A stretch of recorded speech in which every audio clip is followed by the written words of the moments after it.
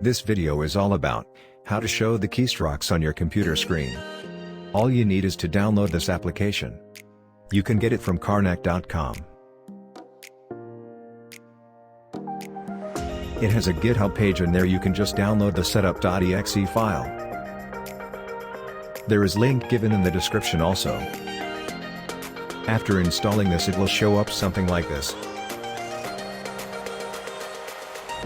Initially you can see the keystrokes on the bottom right of your screen.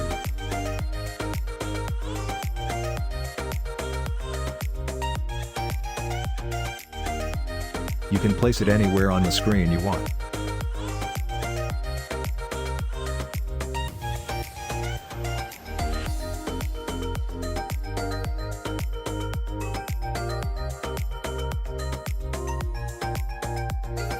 You can also adjust its opacity, width, and much more.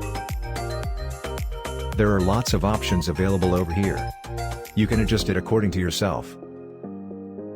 If you close this application, still it is running in the background. If you want to stop this, then exit it from here. Thanks for watching. Subscribe for more such amazing contents.